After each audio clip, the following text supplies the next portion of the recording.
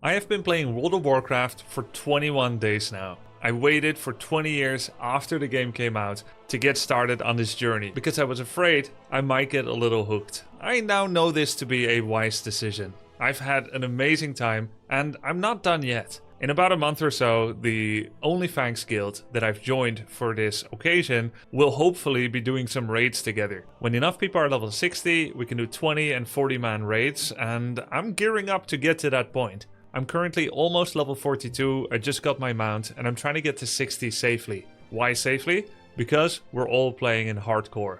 I think hardcore has added a lot of entertainment and excitement and value to our lives, to our characters when playing World of Warcraft. It's not the full experience in a sense that there's a couple of game modes missing, such as, World PvP and Battlegrounds, but itself is a very special experience. And I kind of wanted to look back at the last 21 days, the last 3 weeks, and the time going forward. What have been some of my favorite moments, my favorite content, and my favorite interactions with other players. So let's get started. First, let's talk a little bit about the close calls. If my character dies, I have to start all the way over again. And by now, I am really deeply invested in my character already.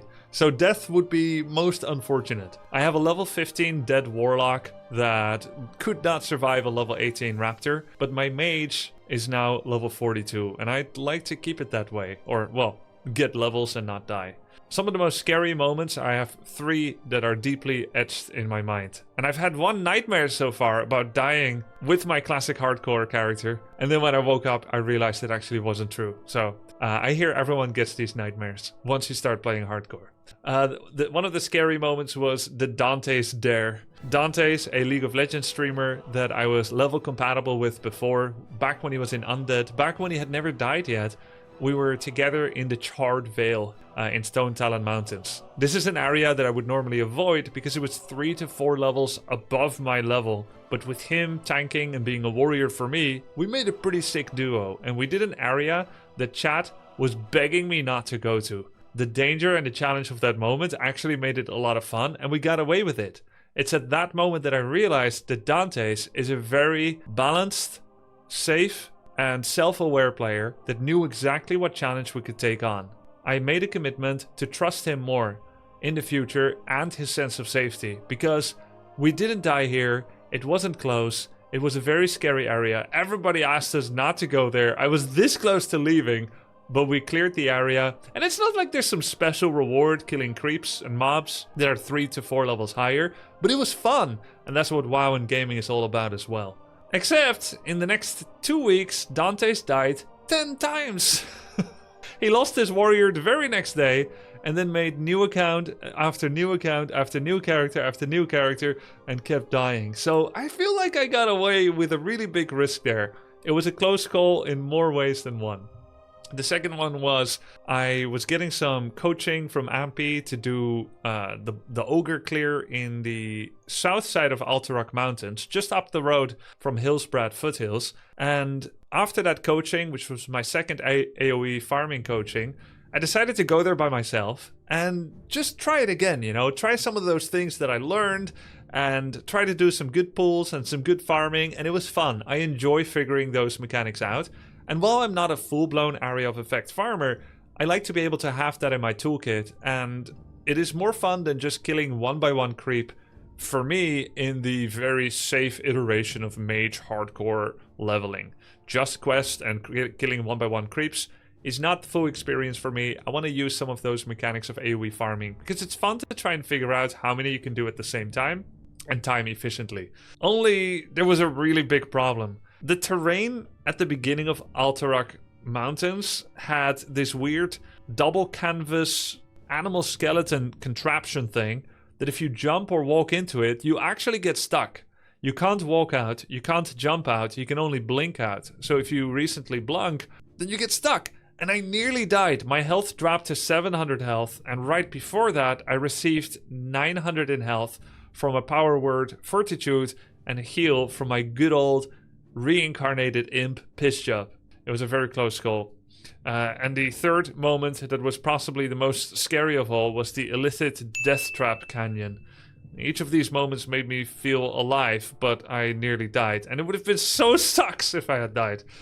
The Illithids, I had been warned that they have a social aggro where they wake each other up and they call each other, even though they appear yellow and therefore non-aggro, they will call each other when you fight any of them. And I had previously cleared out this Shimmering Flats Illithid Canyon successfully by myself with great care.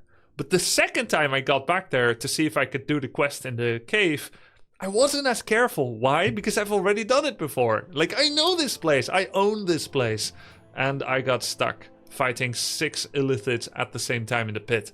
Not finding my way out and eventually running away with something like, I don't know, was it 76 HP? Way too close. One more hit and I would have been dead. Another thing that I've really liked about World of Warcraft so far has been the, unsurprisingly, the social interaction. From some of the people that are in OnlyFans that I didn't know before, to complete strangers, these are some of the magical moments that tie everything together. There was one guy called Unsalted Salt, a British chap from London, if I recall correctly, that I met for either my first or second Ragefire Chasm, the starting dungeon that everybody goes to. We couldn't find any other guildies, and so we grouped up with 3 strangers, but the 2 of us were on voice, and we just got to talking about life and stuff, not even just about the dungeon, and I find that to be really meaningful and fun. Then later on, somewhere out there in the wilds, I was just hunting some dryads and I met someone from Quebec, Louis Le Fou. He mostly does IRL streaming and he was just playing WoW looking for love. Isn't that nice? But then a couple of days later, his character died. So he's going to have to restart again. But it was a great interaction, just chancing upon someone in the wilds. And thanks to the proximity voice add-on that we've been using, the OnlyFans add-on where you can speak to each other as you meet each other in the wilds without needing to go on Discord, these moments can happen a lot more spontaneously, which is fun. And then there's non-streamers, strangers that you just meet and you just group up for a quest or some. Hey, you need this quest as well? Hey, do you need this herb or can I take it as a herbalist? Shall we kill this elite together? And those are fun. You meet up for a short period of time, talk a little, you help each other a little, you've got your quest, and you ask each other, stay safe, will ya? Because it's hardcore. It's a hard world out there. And then, of course, some of the streamers that I met from OnlyFans, beginning with my initial onboarding from Sodapoppin, who needed me and used me as the total clueless noob in order to know to what degree he should scale his PowerPoint presentation to the guild at large. He used my starting knowledge as the base point of knowledge that you could have since I was new to WoW. And he actually taught me a couple of important things like strafe walking, how to set up some of my settings, how to control my camera, and so forth. And I was bad back then. And then some of the others. Zaryu, honorable monk, in-game and out-game, fantastic dungeon leader, great guy to hang out with, absolutely amazing WoW player and great to talk to. I did a dungeon with Tyler 1, the Gnomeregan dungeon. Of course, I knew Tyler 1 from a Warcraft 3 event in the past, where he decided to go play some Dubsy 3. But then we finally met in, I almost said League of Legends. We finally met in World of Warcraft, where we did the Gnomeregan dungeon, which was really high level for me. So I had to play it very, very careful. And in fact, everybody was very careful. And Emilia ended up dungeon leading via text. And Tyler and I and a couple of others, we managed to survive the dungeon. Though it wasn't always 100% safe, all of us made it through, which I count myself lucky because there was just a double player wipe in Sunken Temple as of today, 12th December, with a dungeon that Tyler was involved in. Though I wouldn't say it was necessarily his fault. He didn't have all the necessary information, but that's a different interesting point to talk about another time. I finally got to play with Dendi. Always been wanting to play with him since I got to know him in Dota 2. And we've been close enough in level that we've managed to run a couple of dungeons together, which has been great fun.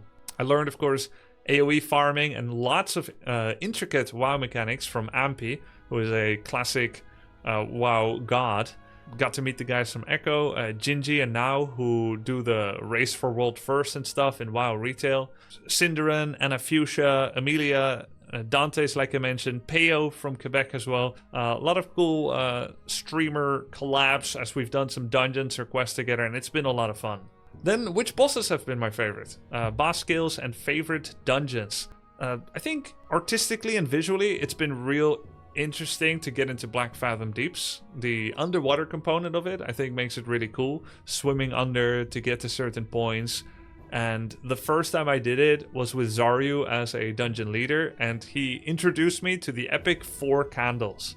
Basically, when you get to the final chamber, there is a altar where if you touch a candle, a group of mobs will come out, like 5 to 8 mobs.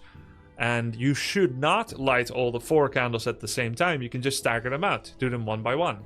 But there's this epic challenge where you light all 4 at the same time, and then you start running, and then we pelted down the 20 plus mobs that came at the same time with AoE, as Zaryu, the healer, and another warrior, another tank, perfectly toggled threat between them so as to not die. One of our warriors even got away with 4% health, and then we scattered in every direction, tried to AoE and slow and damage the mobs down, and we did it. I think it was the most fun dungeon experience, and it's because I really like a challenge, and we didn't die, and we did it in the hardest way possible. Also really cool was Scarlet Monastery. I got to see Whitemane for the first time. I got her amulet eventually and her headpiece, which is some amazing gear that I'm wearing right now. And I really felt something when she said, "Rise, my champion." Then Razorfen Downs, which is the dungeon that I can do right now. I'm not high enough level yet for Uldaman. In the Razorfen Downs, you've got the Mordresh Fire Eye. I think that's maybe one of my favorite bosses because it's so funny. It's this dancing skeleton that's like headbanging to an army of skeletons. Quite a ridiculous sight, but super funny. Which has made more of an impact than most of the bosses that are just standing there waiting for you to kill them. Like, they really feel alive, ironically, because they're skeletons doing something, and you get this sense that you are disturbing them as you encroach upon their terrain. There they are just dancing, and then you kill them all. It's kind of sad when you think about it. Most other bosses are just standing there.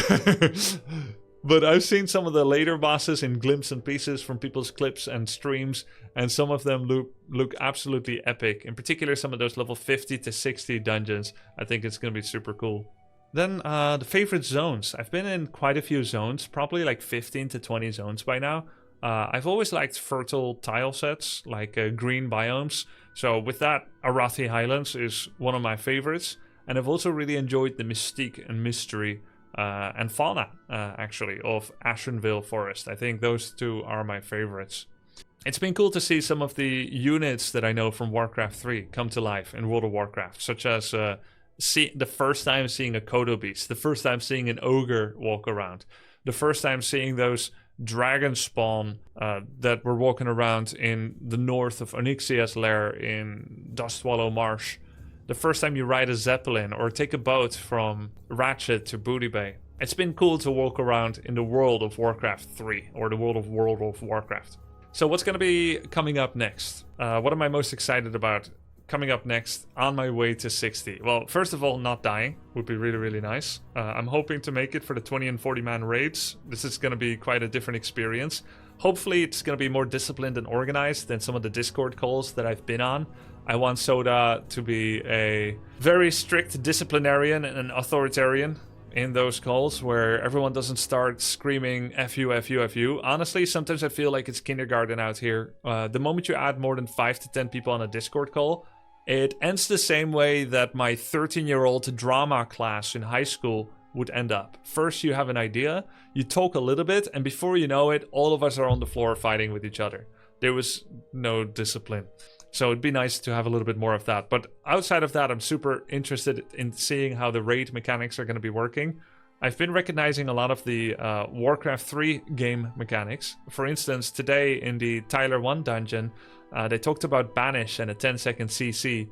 And they mentioned how Banish, like Sodapoppin ended up reviewing it. He ended up saying Banish is not by itself a clear mechanic to someone that comes from League of Legends. But then I realized, because I play Warcraft 3, I know what it is. I know that even if you have high threat, if you get banished, you become physically unattackable, and therefore aggro will go to someone else. So I know you're going to drop on the threat table, and that the second in threat is going to get attacked. And it's just this little advantage that you have, because you know how things work from Warcraft 3. You can make a pretty good assessment of what's probably going to be happening in WoW. I wonder what's going to happen next year, right? We're going to run our course over the coming weeks, maybe months, right? for OnlyFans, and I'm gonna be mixing in Warcraft 3 content again. I've been pretty like full ham on World of Warcraft right now, but there's going to be mixture in again of other types of variety. I'm going to be reconnecting with Warcraft 3 sometime soon. It will be mixed in again, but for now I'm grinding WoW. But I wonder what's going to be happening once everything runs down and, you know, more people die. We've done some of the raids. Hopefully I'm going to be involved in that, because if I die now, it's going to be hard to get to 60 on time again. I was thinking if I die, I'm going to be a Warlock. But what if I can't make it on time anymore? That would be sad. So I don't know about that yet. But what's going to happen next year? Will there be another OnlyFans event? Are we going to be Alliance? That's going to be a whole new experience. And then I've also been wondering, am I going to do retail, PvP, Battlegrounds? Some of those experiences that I haven't really enjoyed. Well, the bridge to that is now more visible than ever, now that I've played WoW before. So I think it would be fun. It is unknown for me. I think the way is open. I do want to reconnect with some other games that I would like to stream again before going straight from classic to retail. But it is at least an option now. And at least now I know some people that play it as well. So it's going to be easier. Maybe I can get an introduction to it from someone like Gingy or Now, or someone else that I've met here in OnlyFans. The possibilities are greater than ever before, so I'm excited about that. Then, outside of World of Warcraft, when it comes to collabs with some of the people that I've met, there's been some preliminary talk that maybe we can take our collabs outside of World of Warcraft. I'm excited about that as well. I'm pretty open to teach almost anyone that I met as a streamer here in OnlyFans, to teach them and coach them in Warcraft 3, which I think could be cool if they want to learn the game and kind of see what that's all about, no matter if they go deep in it or just have that coaching be their only connection to the game once. I'm down to do that. Maybe I'll visit some other people's home games if it's something else than WoW, and we do some kind of exchange program like that. And there was even some talk, maybe I'll hook up with someone like Cinderan, and Peo and some others maybe to play some Dota 2 together. As you guys know, I've only ever solo queued Dota 2, and I ended up burning out a bit on solo queue, which is why I haven't played since April 2024. But maybe some unranked, just shooting the shit, 5-man with some people that I like and know, that could be pretty fun as well. So that is still possible for the future.